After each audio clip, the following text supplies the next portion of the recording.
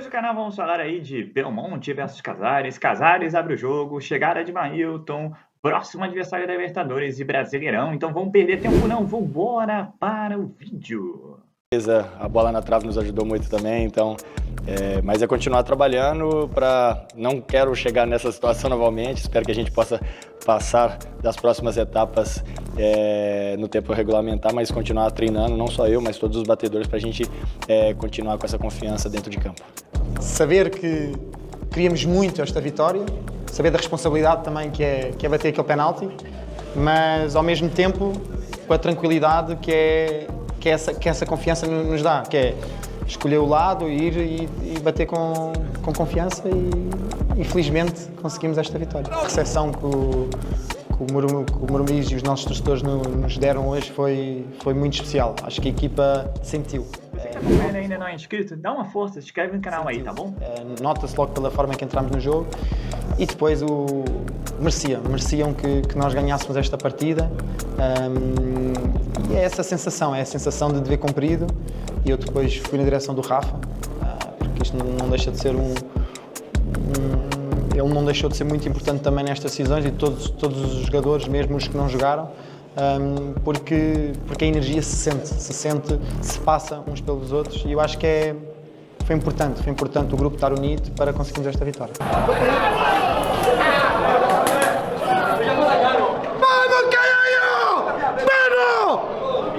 Morumbi raiz e hostil.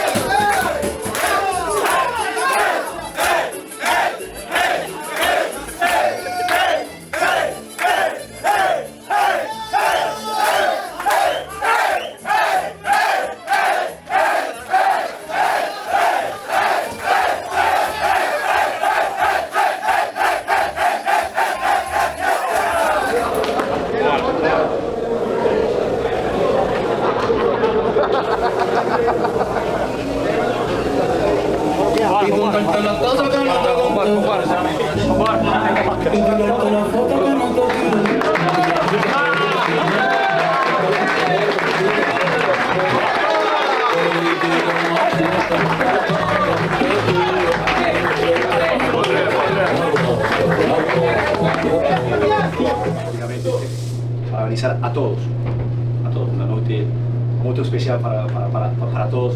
O grupo merecía acabar una noche así, vivir una noche así.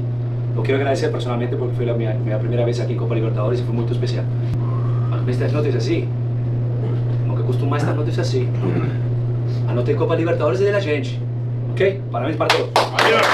Pelo menos uma vez também pro nosso lado, né? Graças a Deus, agora é descansar amanhã. A partir de quinta-feira a gente pensar também que já tem outra decisão aqui e a gente precisa ganhar. Brasileirão é isso aí. Em casa a gente ganha e fora, se não der pra ganhar, a gente vai lá e empata. Então, a partir de quinta-feira a gente pensar na final de domingo. Beleza? Parabéns a todos. Que tem aí uma tradição nos últimos anos em competições continentais.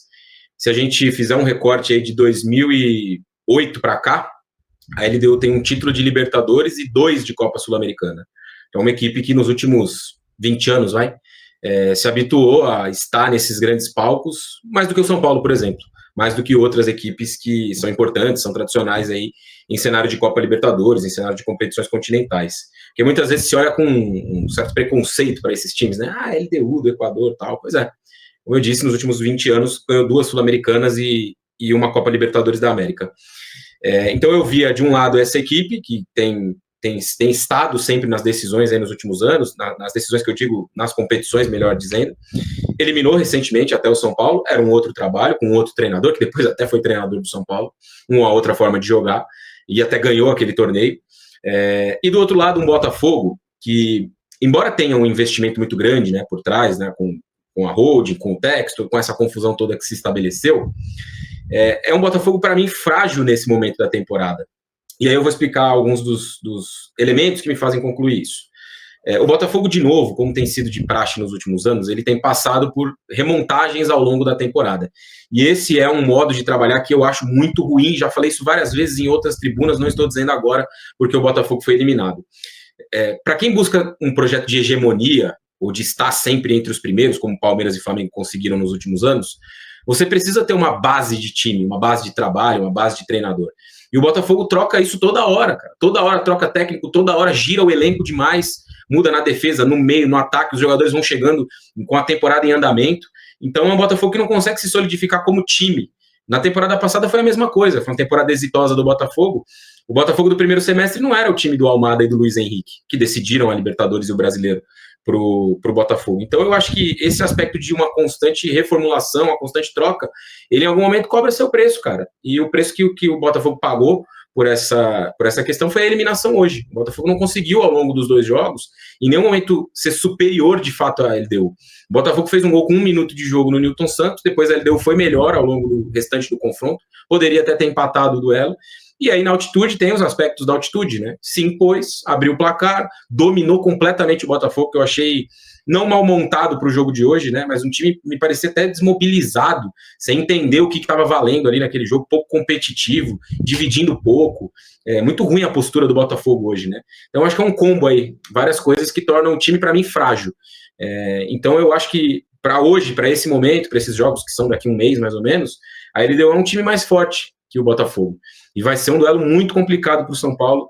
Joga com 3 zagueiros, assim como o São Paulo, tem a altitude a seu favor, tem bons jogadores que estiveram na conquista da Sul-Americana há 2 anos. Então eu imagino que vai ser um duelo bem difícil para o São Paulo, Gabi, contra a LDU. Entende, mas é importante salientar que o São Paulo tem um grande desafio econômico e a nossa missão maior é tentar equilibrar essa sintonia de recuperação financeira com um time competitivo. Essa equação é que é difícil chegar. Então, como você falou, o Tolói é um zagueiro que com 3 zagueiros poderá contribuir muito. O Mailton, estamos nos ajustes finais dessa contratação. Então o elenco do São Paulo vai pegando um corpo. E nunca tem um elenco fechado. Depende exatamente, num clube como o São Paulo, que tem demandas financeiras e tem uma missão de recuperação, ele tem que estar atento ao mercado. Um exemplo disso, quando contratamos o Marcos Antônio, o próprio Juan, que acabou não ficando, são contratações que nós conseguimos readequar os compromissos financeiros de compra para o ano seguinte, com isso dá uma folga no resultado deste ano. Então o São Paulo age em sintonia com essa questão financeira. E esse é o grande desafio. E é claro que às vezes a gente ouve um especialista dizer o elenco do São Paulo é curto. Claro que é curto, mas também ele propicia a chegada de jogadores da base. E o Crispo tem olhado, assim como o Zubeldia também via, talentos que podem ser lançados. Agora, é um processo mais difícil, é um processo mais duradouro. Mas o time que tem jogado é um time competitivo, de grandes atletas, jogadores com personalidade, desde o goleiro até o último que joga antigamente na ponta esquerda, desde o número 1 ao 11, você tem uma combinação boa. E como você falou, temos agora um tempo para volta do Arboleda, do Endel se recuperando, o Oscar, quem sabe o Caleri, numa eventualidade mais para o fim do ano. Então é um desafio e que nós não vamos enganar ninguém. Nós precisamos conter o custo e a despesa sem comprometer a competitividade. Em cima disso, a gente vai errar hoje, a gente tá fora. Não adianta a gente falar pra caralho aqui e chegar lá e fazer diferente. Todo mundo junto, todo mundo sabe o que tem que fazer. Bora, caralho! Eu quero ser campeão dessa porra aqui. Mas não tem essa competição, o time que quer jogar, que se dispõe a jogar, que tem coragem, que tem capacidade. E nós temos. Hoje, 90 minutos concentrados, vamos fazer o que a gente sabe fazer. Vamos se ajudar dentro de campo pra marcar, pra jogar, vamos fazer o que fazer. A gente não pode normalizar. Isso que tá acontecendo aqui, o que a gente tá vivendo aqui é coisa rara. Pouquíssimos jogadores, pouquíssimas pessoas têm a oportunidade de se tornar jogador de futebol profissional. Menos ainda de jogar Libertadores. E menos ainda de jogar no Morumbi desse jeito. De ter uma recepção como essa. Então vamos valorizar. Hoje é dia de superação, hoje é dia de guerra. Hoje não tem dor, não tem cansaço. Hoje é dia de comer a grama, de estar caindo atrás. Hoje é dia de entregar o nosso melhor lá em cima, mas sair daqui classificado. Então a gente só se encontra aqui depois do jogo classificado. A gente vai dar o nosso melhor lá. A gente vai valorizar tudo que a gente está vivendo aqui. Então, como eu disse, é coisa rara. Coisa rara a gente valoriza. E valorizando é dando o nosso melhor, entregando o nosso melhor. Então vamos entregar o nosso melhor, valorizar o time que tá jogando a gente. Mas vamos classificar aqui hoje. Vamos! Se ajudando. Bora!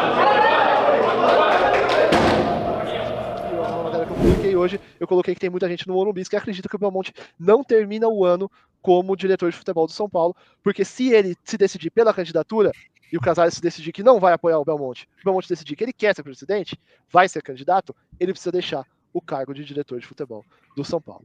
Arnaldo, resume, opine, explique tudo isso.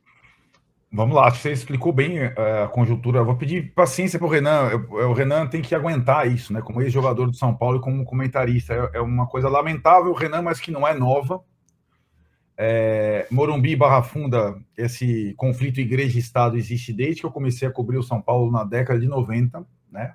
Quando o técnico era o Tele, para você ter uma ideia, que a gente no Morumbi queria tirar o Tele, né? E o Tele era o mestre Tele, né? E essa aparece aqui e acolá. Bom, rapidamente, o grupo tem 278 pessoas, o grupo de jornalistas, só os administradores podem mandar mensagens, então quando tem uma mensagem, o José Martins poucas vezes manda mensagem, mais o Felipe Espíndola e o Lucena, que são da Barra Funda, né? São os que, o treino amanhã começa a tal hora, o São Paulo joga de tal jeito, é mais ou menos para isso o grupo. Eu estava na live logo depois do jogo com o Sport, né? Live pós-jogo, logo depois do gol do Mike, quando no grupo, e eu vi a mensagem, deu tempo, salta José Martins, eu falei, puta, aconteceu alguma coisa grave. Alguém infartou, alguém morreu, né? E na verdade era essa mensagem. Eu peguei essa mensagem, Éder, porque o jeito que você explicou, e acho que esse é o dilema do São Paulo para a temporada, fica claro, você não precisou nem se alterar, você só foi descrevendo o conjunto. E esse print mostra, escancara coisas que a gente vem observando há algum tempo. Pro Morumbi, para aliados importantes do Casares e para o próprio Casares, pouco importa o time de futebol esse ano. Dane-se o time de futebol esse ano. Para nós, fale com todas as letras. Ele não falou, deu uma entrevista recente ao Gabriel Sá, eu não quero saber de resultado esportivo. Eu lamentei o time ter passado, porque aí não dá. Eu lamentei o time ter passado pelo Atlético Nacional de Medellín. E você sabe, Éder, que muita gente no Morumbi lamentou. E aí o torcedor, entre o FIDIC... Então, mas isso não ajuda financeiramente o time passar? Não, não, Renan, não exatamente. Porque, assim, se você for pensar, o ano de maior sucesso esportivo do São Paulo, a Copa do Brasil, provocou no ano seguinte o maior déficit do São Paulo. A premiação de uma conquista ela é diluída para os jogadores e funcionários. É uma cascata. Isso, para um time... Opa, aí agora ferrou. Cadê o Éder? Tá aqui? Tá aí? Estamos aqui. Estão no áudio. Tem muito diretor de futebol, Renan, que prefere que o time seja vice do que campeão. Porque aí não precisa pagar a premiação para os envolvidos. O Corinthians está muito prova disso. O Corinthians foi campeão, tem que pagar ano passado, o Paulista, e não consegue pagar o Memphis e tal. Para o Corinthians, financeiramente, seria melhor ter ido até a final e não vencido. Porque aí o dinheiro não precisa ser repassado para quem merece, jogadores, funcionários e tudo mais. Então, Éder, simplesmente, agora está muito claro, se o torcedor não consegue entender, a gente explica. O Morumbi torce contra o time de futebol do São Paulo em 2025. Torce literalmente contra. Ele sabota, ele vaza informação, ele dificulta a contratação, ele torce contra. E ao não tomar nenhuma atitude contra isso, o Casares alimenta essa situação. Então, a frase que você traz, você ouviu do Casares, eu ouvi do Casares. O meu objetivo em 2025 é fechar no azul. A que preço? Então, Casares, peça licença das competições esportivas. Não coloque o seu time para jogar. Não iluda o torcedor para pagar não sei quanto e ficar espremido naquelas obras do Morumbi para entrar no estádio e se matar para ver o time se classificar nas penalidades. Isso é uma... Para que contratar o Tolói? Para que contratar o Marinho? Não, mas aí o departamento de futebol está tentando fazer o time ser minimamente competitivo sem pagar por direito federativo e fazendo lá as suas economias. O São Paulo hoje tem folha de pagamento abaixo da 10ª. O São Paulo nunca contratou nenhum direito federativo. O São Paulo tirou 22 jogadores da lista da lista de mensal das suas... Agora, para jogar 3 competições, você precisa de alguns jogadores. O São Paulo jogou um mata-mata de Libertadores com 3 zagueiros, gente. Jogando com 3 zagueiros. O que os caras estão fazendo, eu não quero saber de Carlos, Júlio, Márcio, José, dane-se. Dane-se. O que importa é o time do São Paulo.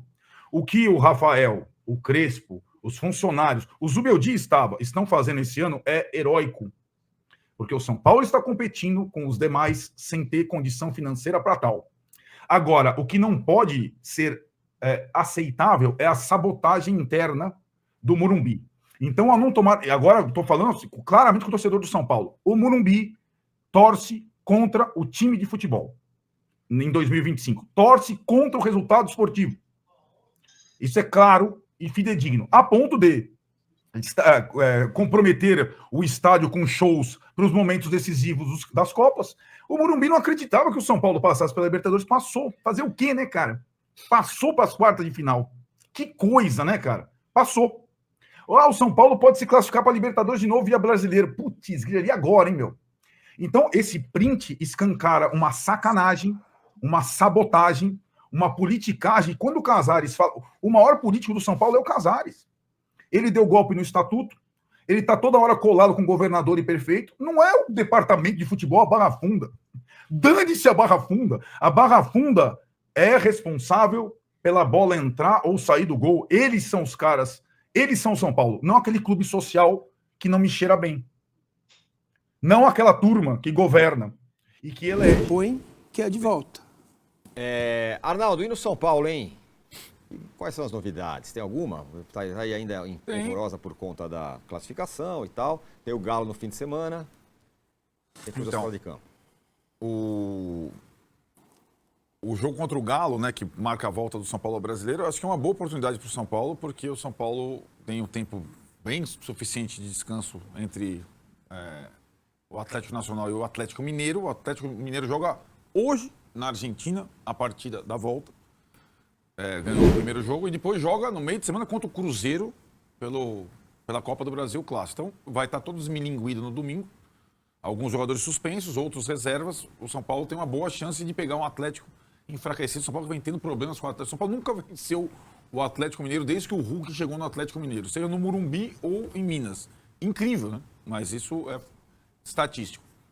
O Crespo vai ganhando mais opções. O Hulk tá suspenso, hein? Não, tá suspenso. O Júnior Alonso tá suspenso. Não, mas não vai jogar ninguém no Atlético. Isso que eu tô falando. Por causa de quinta a hoje. Hoje e Cruzeiro. O São Paulo tem... no meio do caminho. São Paulo, porque o outro vai pegar o adversário... O Ailton pode jogar quando? Ele nem foi anunciado ainda, né? Tem a parte legal também ainda, né? O Tolói também não tem ainda, né? Bid, nada, né? Não. O Tolói vai pro bid nessa semana, mas ele não tem condição física ainda, né? São coisas bem diferentes, né? O Tolói estava de férias, há um tempão inativo, não joga desde maio, vai pro bid provavelmente. Eu não creio que ele seja relacionado pro jogo com o Galo, porque ele teria 10 dias de treinamento apenas, menos 7 dias de treinamento.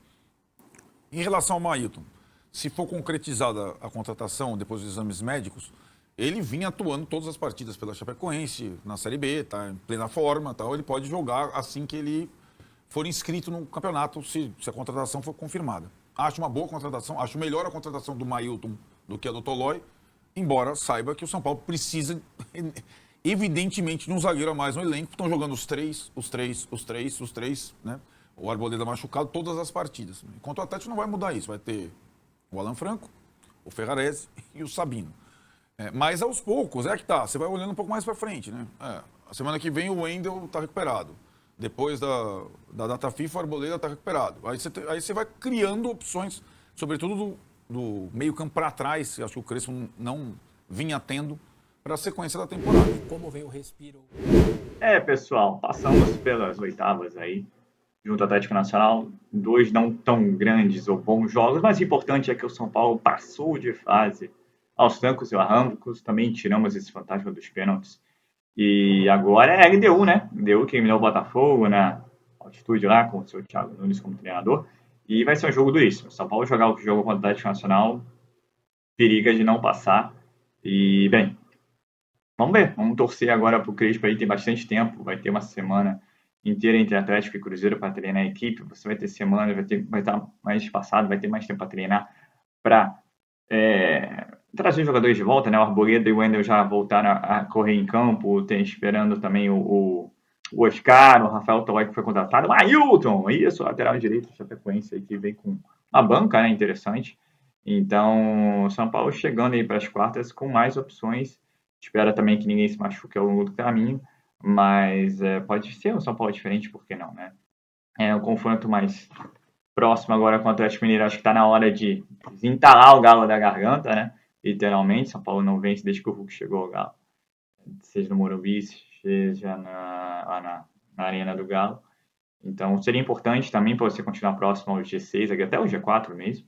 E depois aí você tem um confronto hiper mega difícil. Não que não seja difícil jogar contra o Atlético Mineiro no Morumbi, até pelo histórico também. Mas e também porque o jogo não encaixa, né? Mas também tem o jogo contra o Cruzeiro, esse sim brigando lá em cima da tabela. E no jogo do Morumbi já fez um jogo bem encardido com o São Paulo. O São Paulo conseguiu vencer, mas teve dificuldades. E agora chega brigando lá na ponta de cima da tabela, né? Então é isso. O São Paulo eliminado da Copa do Brasil, né? Por uma situação atípica lá, pegou expulso no início da primeira etapa. E depois o que acontece é que agora o São Paulo tem Liberta em quarta de final. E Campeonato Brasileiro, né? A gente espera aí que o São Paulo possa avançar e ir bem em ambas as competições e torcer para que o Crespo, com mais tempo, possa melhorar aí esse grupo, os jogadores que aí estão, né? Então o São Paulo consegue fazer 2 contratações bem antigas, São Paulo 0800, o que ela explicou, né? Mas também assim, não deixa no preto no branco, né? Ele explica por alto, né? A gente não sabe o que vai acontecer, como vai ser o final do ano. Só vai ser melhor. Mas assim, quem colocou o São Paulo na situação, não é mais para ocupar o Leco, né? Foi o Casares. Foi o Casares que deixou de ver o São Paulo em 1 bilhão, praticamente 1 bilhão de reais. Então vamos acompanhar, vamos ficar em cima.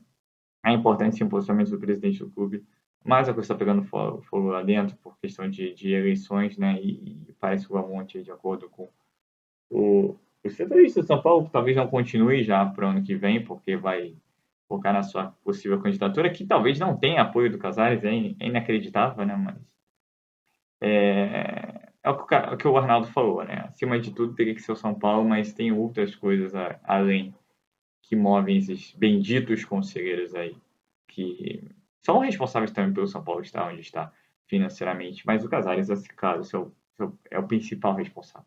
Não tem mais como falar de dívida, de passado podre, de dívida que pegou de Leco e tal. O Casares é o grande responsável pela situação do São Paulo. E a gente espera aí que os números melhorem, e melhorem mesmo, né? Porque o São Paulo, essa semana, pegou um empréstimo de 50 milhões de reais. Não dá para entender muito como funciona realmente esse FDIC, essa questão financeira. Vamos esperar o balanço final do ano, ou ano que vem, no caso, ano que vem, né? Pelo menos ano que vem sair. Porque não tenho expectativas de que Casares e companhia serão capazes de nos explicar, mostrar que as coisas estão melhorando. Então, se aí para o São Paulo avançar nas competições, que isso ajuda, né? Acho eu, financeiramente. Acho eu também, né? Porque no São Paulo tudo é possível. Então é isso, pessoal. Eu sou Marcelo Mazorra do canal Mazorra SPFC. Se você quer pegar nas últimas, nas notícias, nas novidades de São Paulo, não deixe de se inscrever no canal. Ativar o sininho para notificações por esse vídeo, como eu sempre peço, deixa aquele likezão, tá ok? Saudações e cores, uma ótima sexta-feira a todos, um ótimo fim de semana a todos e valeu!